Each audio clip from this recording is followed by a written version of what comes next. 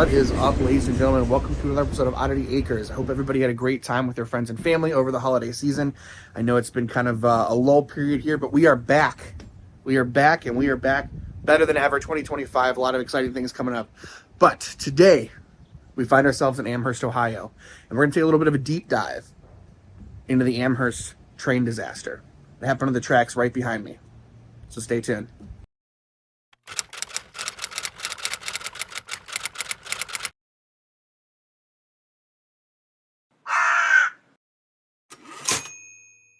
So right now we are at the Amherst Sandstone Village. It's actually really unique. It's a lot of these old restored buildings that are here that they have set up. The old firehouse here.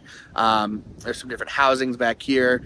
Really unique. So if you're ever in the area, please make sure you check this out because it's awesome. But we are here for a separate reason, something that also lies on these grounds, and that is the monument for the train disaster, which is fittingly perfect positioning because the train tracks are right behind where it happened.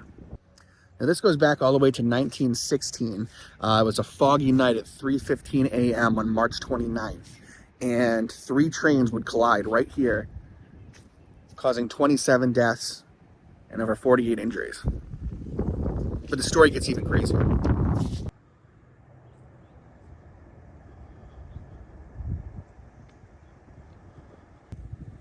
So our story starts out when 2 trains heading east to Pittsburgh, ultimately with their final destination, New York, about 9 minutes apart. One was really crowded, so the second train actually had overflow for luggage and things like that.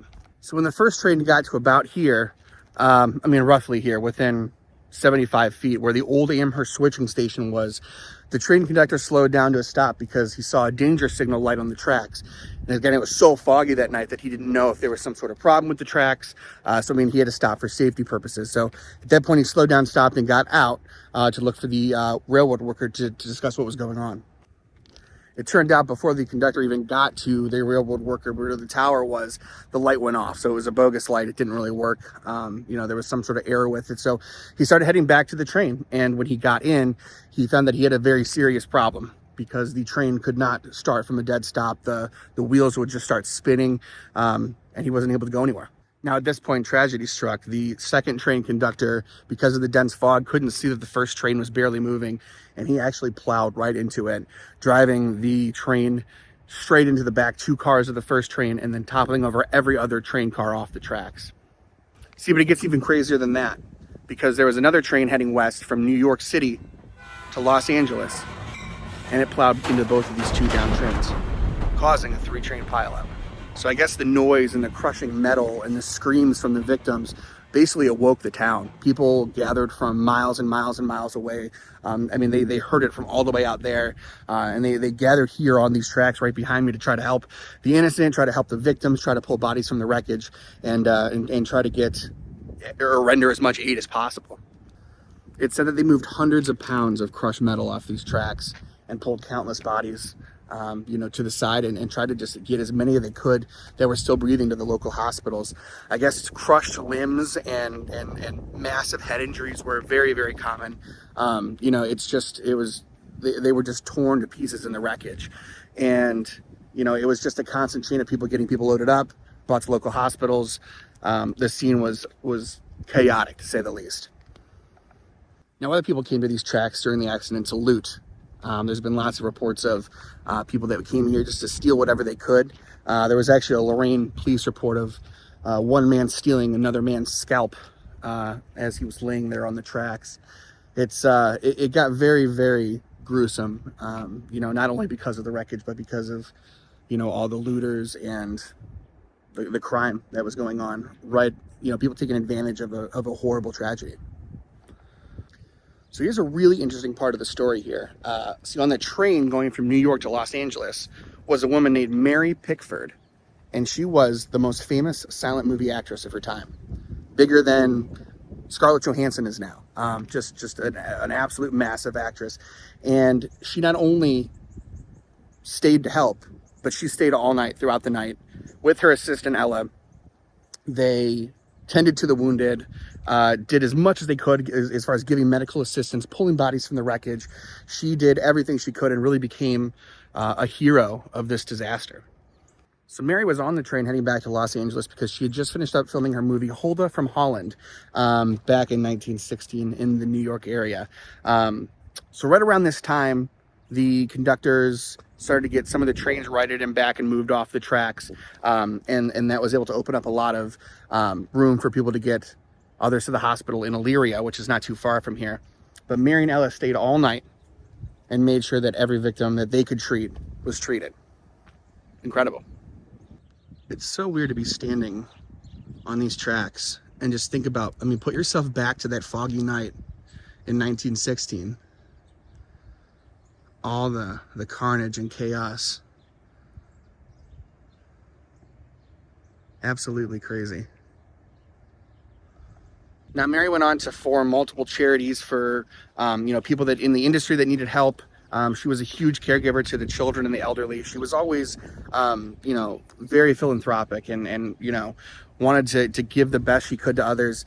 And just, went on to create such a beautiful legacy for herself just because of the kind deeds and the person that she was. So to kind of give you an idea, right there in the middle of your screen, you can see the monument right next to the caboose train car here. Inside that caboose, they actually have different pictures and different newspaper clippings and things from the tragedy. And if you turn directly around, within about 75 feet is where the accident occurred.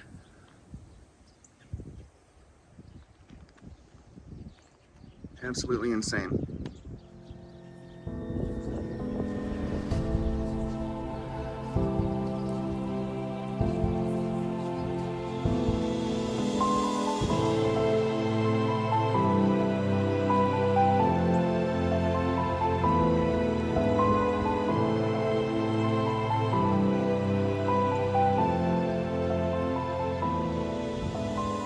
Now, as you can see, that everything's still kind of decorated up. We just filmed this right after Christmas, so they still have the nice Christmas decorations up on the caboose and on the monument. But I wanted to take a second and show you the monument here and kind of read it for you to give you a little idea of what it says. The Great Amherst Train Wreck. On the dense, foggy morning of Thursday, March 29th, 1916 at 3:15 a.m., two eastbound passenger trains, one headed to Pittsburgh, the other headed to Cleveland, collided. One rammed the other, which was already stopped, barreling through the last two cars of the first train and pushing two cars onto the westbound tracks. At 3:18 a.m., the westbound 20th Century Limited passenger train headed for Chicago at 70 miles an hour ran through the two cars that had been pushed onto the westbound tracks from the first wreck. As a result of this wreck, 27 people were killed and 47 injured.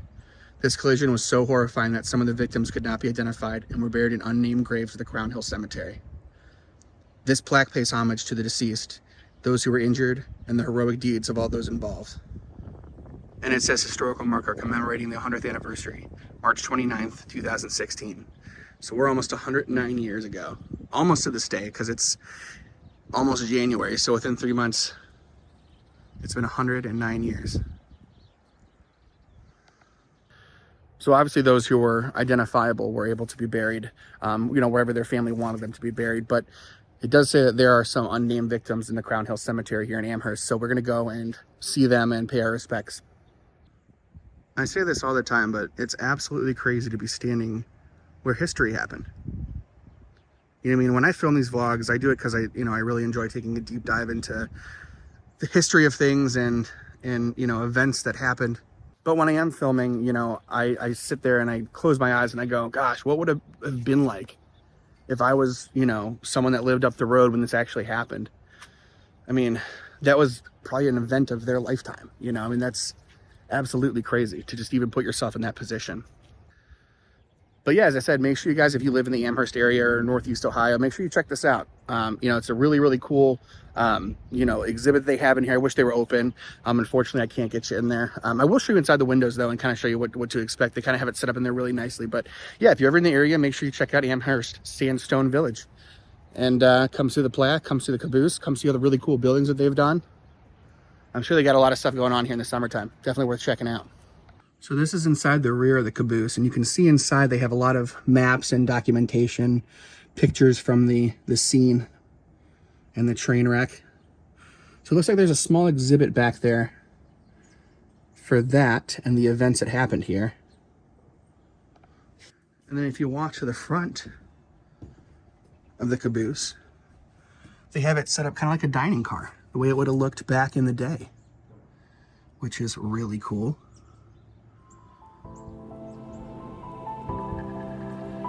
Wow. I wish I could get in there.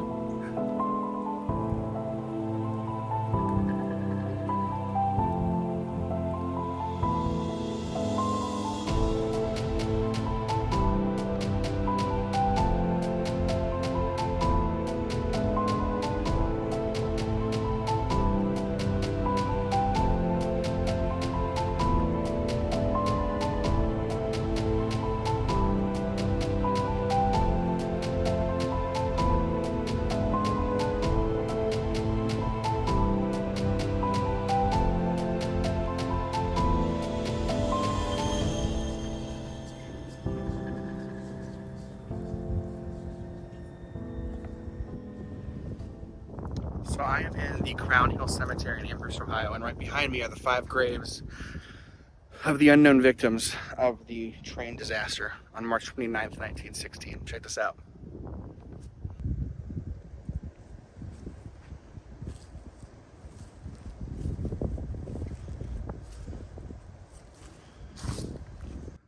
Now it looks like one of these individuals was able to be identified. Ludwig Oddity, born September 16th, 1870. But the rest just say died at Amherst, Ohio. They don't even mention the train wreck. I am very glad that it didn't mention on the plaque that there were these victims that were buried here, because otherwise I wouldn't have known. I know that there's a couple spots online that says, you know, it mentions it in passing. It doesn't say a location. So that was not helpful. I actually had to go off of the only one picture that I found online, which is a miracle that I even found it. So it is nice that it is marked on that memorial in Amherst Sandstone Village. If you use Find a Grave, what I'm going to do is I'm going to GPS it on that app. So that way, if you search Ludwig, I'll show it again here, Ludwig Oddity, the GPS will be there and he'll be with the rest of these individuals. I searched it already for unknown, but I didn't see it. So I don't really know another way to GPS it for you.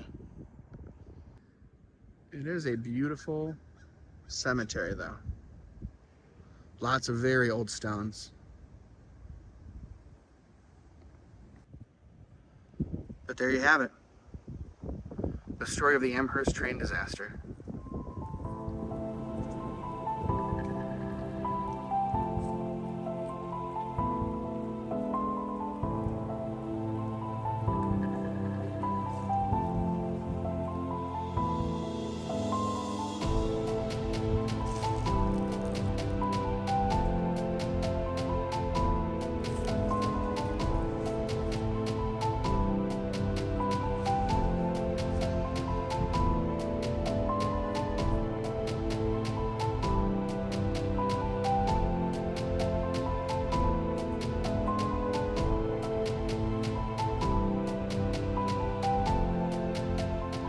So that is going to about do it for today. Thank you guys so much for watching another episode of Oddity Acres.